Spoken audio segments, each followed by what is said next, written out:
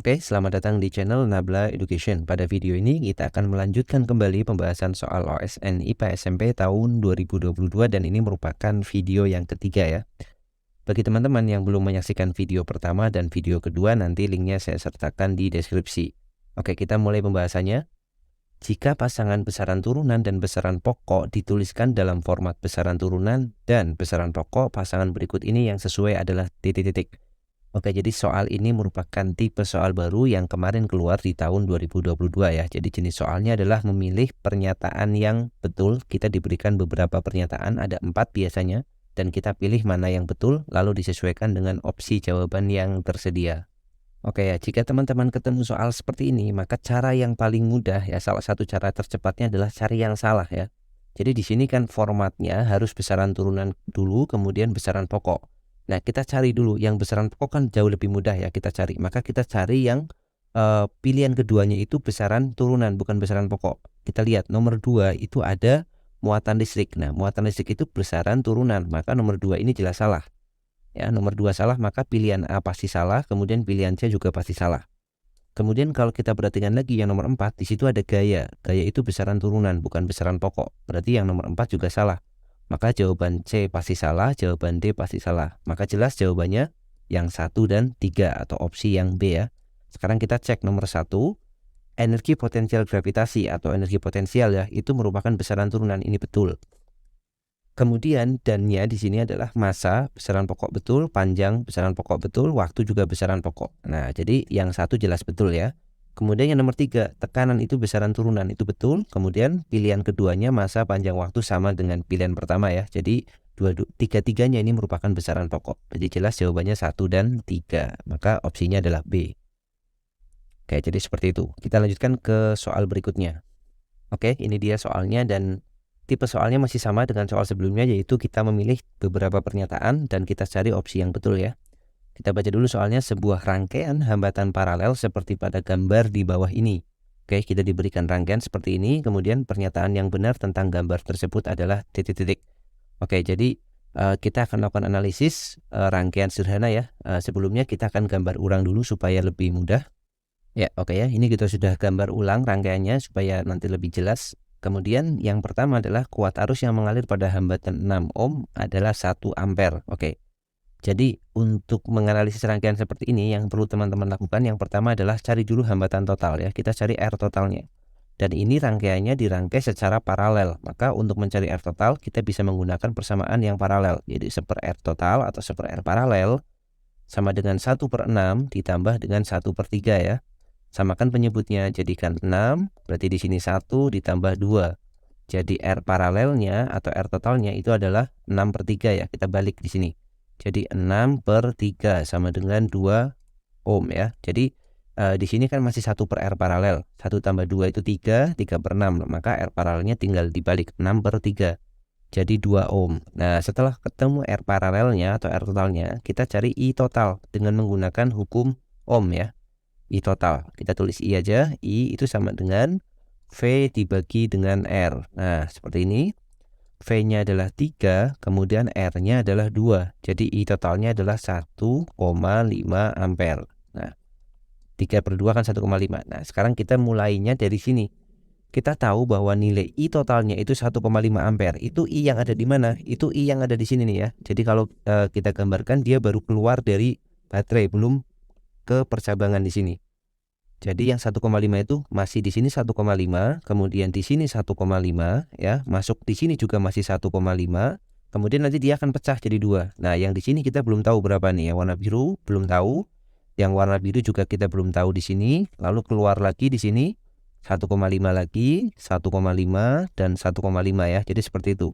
Yang 1,5 ampere yang baru saja kita hitung di situ adalah I total. Jadi ini 1,5 ampere. Nah, pertanyaannya, lalu bagaimana kita mencari I yang warna biru ini? Nah, caranya adalah kita menggunakan sifat rangkaian, seri dan paralel. Ingat, kalau kita punya rangkaian seri, itu arusnya sama kan? Kalau seri, itu I-nya sama. Nah, sedangkan kalau paralel, itu V-nya sama. V itu tegangan ya. Kalau paralel, itu yang sama V-nya. Nah, sekarang ini merupakan rangkaian paralel murni ya, tidak ada serinya, semuanya paralel nih. Maka kalau begitu tegangan di 6 volt 6 ohm di sini tegangannya adalah 3 volt. Tegangan yang di 3 ohm itu juga 3 volt. Jadi karena dia rangkaian paralel, maka di sini 3 volt, di sini juga 3 volt. Berarti kita bisa mencari arus yang lewat sini yang warna biru ini. Anggap aja ini I1, yang atas I2 ya. Kita bisa mencari I1. Caranya dengan menggunakan hukum Ohm lagi, V per R. V-nya itu 3, R-nya juga 3. Berarti ini 1 ampere. Kemudian yang I2 caranya sama, V per R lagi. V-nya 3, R-nya 6. Berarti di sini 1/2, 0,5 ampere. Ya, jadi kalau kita cross check kembali ternyata jumlahnya sama ya, 0,5 ditambah dengan 1 itu kan sama dengan 1,5.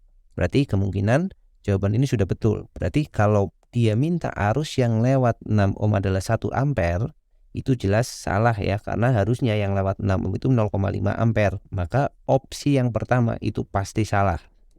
Berarti yang ada satunya jelas salah, yang A salah, yang B salah. Nah, berikutnya kita tinggal cek aja nomor 2. Kalau nomor 2-nya betul, pasti jawabannya C kan? 4-nya nggak perlu dicek. Kita cek nomor 2. Besar daya listrik pada hambatan 3 ohm adalah 3 watt. Oke, 3 ohm itu yang bawah di sini ya. Kita gambar di bawah di sini. Yang 3 ohm. Besar daya listriknya berapa? Kita bisa pakai persamaan P itu sama dengan V kali I. Ini boleh, atau bisa juga pakai nanti I kuadrat kali R, itu sama aja ya. Kita cek. Kalau kita menggunakan persamaan V kali I, berarti V-nya adalah 3 volt, arusnya adalah 1 ampere. Berarti di sini 3 dikali 1. Jawabannya 3 watt. Ya. Atau kalau mau pakai I kuadrat R, berarti I-nya adalah 1 kuadrat dikali dengan R-nya 3. Maka jawabannya juga kita akan dapatkan nilai yang sama, yaitu 3 watt. Nah, berarti opsi yang nomor 2 itu pasti betul. Nah, kalau nomor 2 pasti betul, maka jawabannya pasti C kan. Nomor 4-nya nggak perlu dicek. Kenapa? Karena yang nomor 4 itu pilihan yang D itu 4 saja. Kalau 2-nya sudah betul ya 4 otomatis benar. Nah, tapi kita coba cek nomor 4-nya apakah betul. Kuat arus yang mengalir pada hambatan 3 ohm adalah 1 ampere.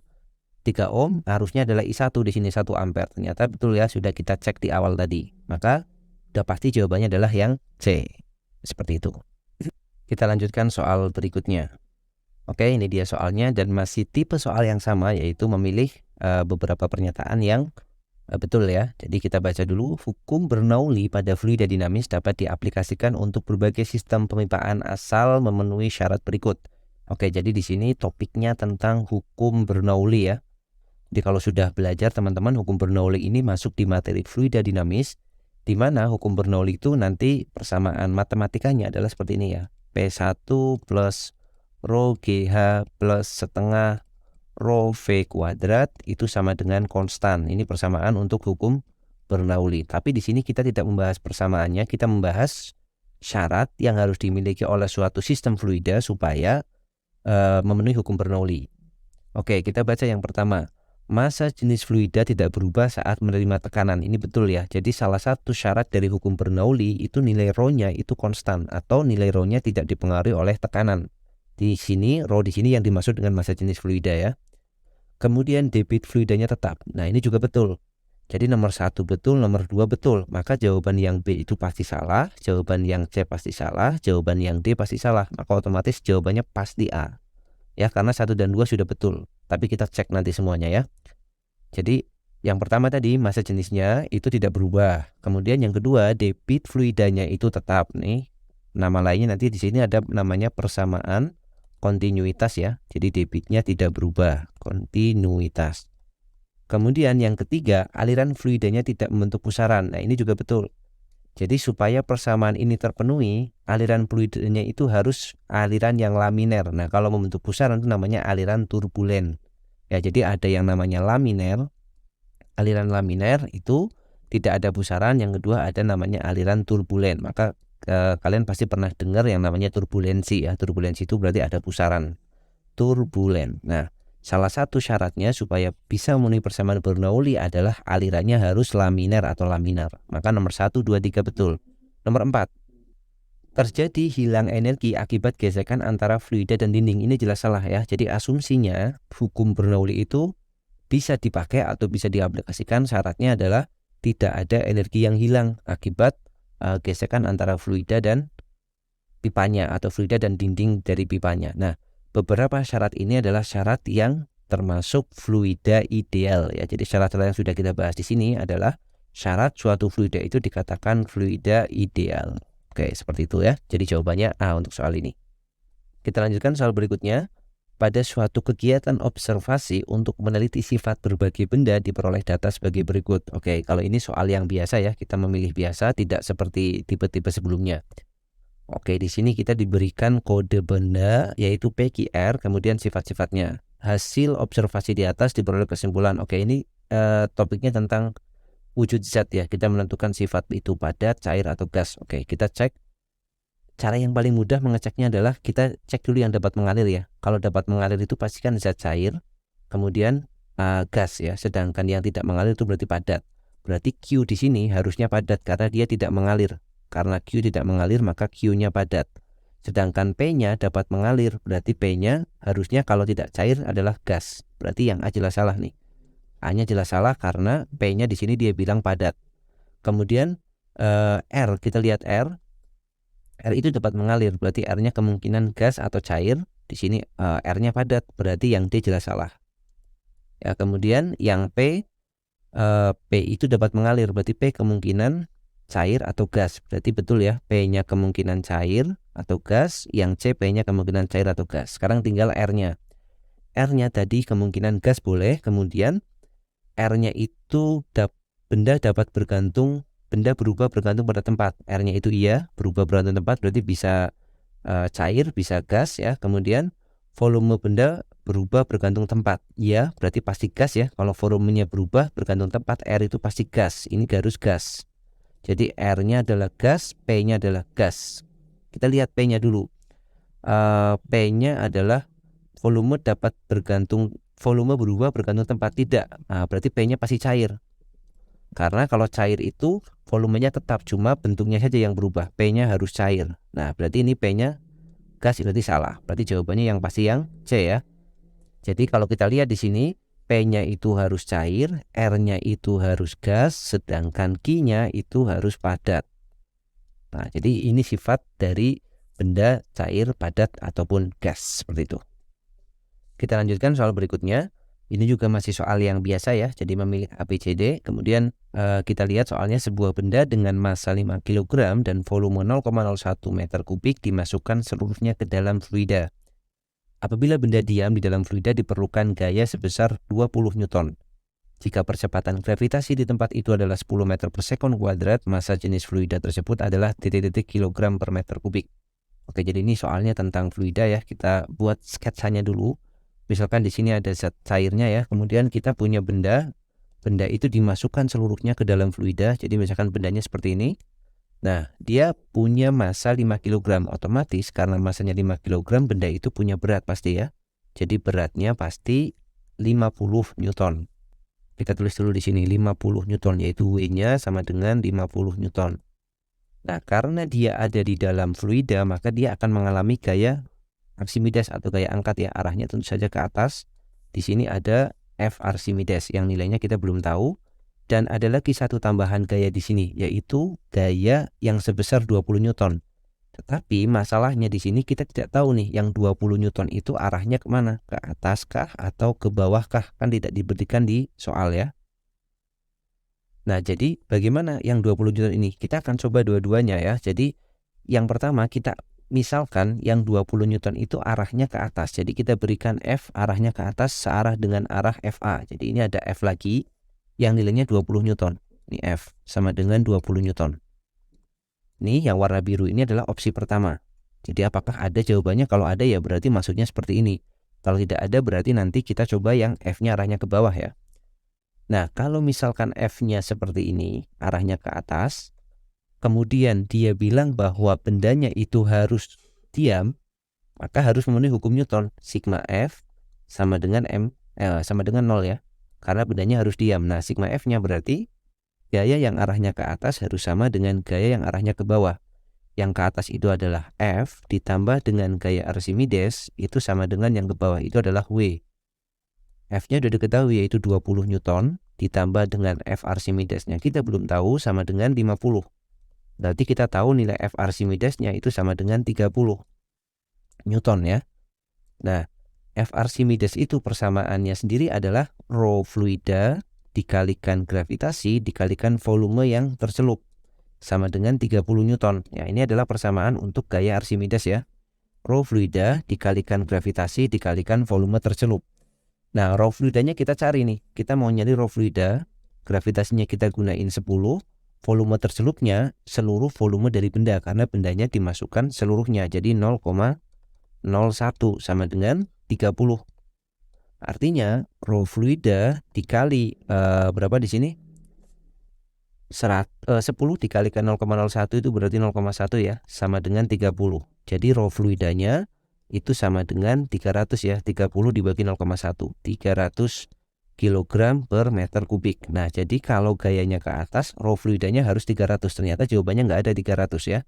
Berarti kita coba untuk mengecek kalau misalkan gayanya ke arah bawah ya, yang warna merah ini. Kita berikan F yang kedua. F-nya yang warna merah. Karena di soal nggak ada ketentangannya dia di ke atas atau ke bawah ya. Kita cek di sini yang warna merah berarti dia akan punya persamaan F Archimedes itu sama dengan sigma F itu sama dengan 0 lagi. Sigma F sama dengan 0. Ingat sekarang kita F-nya kita pakai yang ini, yang 20 Newton. Jadi kita pakainya gaya yang arahnya ke atas. Berarti yang ke atas itu ada FA. Kemudian nggak ada lagi. Harus sama dengan gaya yang arahnya ke bawah. Yang ke bawah itu berarti F ditambah dengan W. Karena F-nya sekarang arahnya ke bawah ya.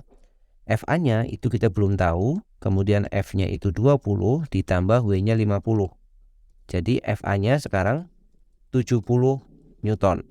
Nah, lalu dengan cara yang sama FA-nya kita ganti menjadi rho fluida dikalikan gravitasi dikalikan volume tercelup sama dengan 70. Berarti rho fluidanya dikalikan gravitasinya 10, volume tercelupnya 0,01 sama dengan 70. Berarti rho fluida dikali 0,1 sama dengan 70 atau rho fluidanya sama dengan 70 dibagi 0,1, 700 kg per meter kubik. Apakah ada? Nah, ternyata ada ya. Yaitu opsi yang B, 700 kg per meter kubik. Jadi di sini kenapa kita perlu mengerjakan 2 kali? Karena kita tidak tahu yang 20 Newton ini arahnya kemana. Jadi kita perlu cek apakah ke bawah ataukah ke atas. Karena dua-duanya itu memungkinkan ya. Nah, untungnya di sini tidak ada jawaban 300 dan 700. Kalau ada dua-duanya, maka dua-duanya betul. Karena di soal tidak diberikan keterangan tentang gayanya. Oke, seperti itu. Oke, pada video ini kita akan membahas sampai soal yang ini dulu. Semoga video ini bermanfaat untuk teman-teman yang mau menyaksikan video-video yang lainnya dari soal-soal terdahulu. Nanti linknya juga saya sertakan di deskripsi ya. Oke, terima kasih yang sudah menyaksikan video ini sampai selesai. Sampai jumpa di video selanjutnya.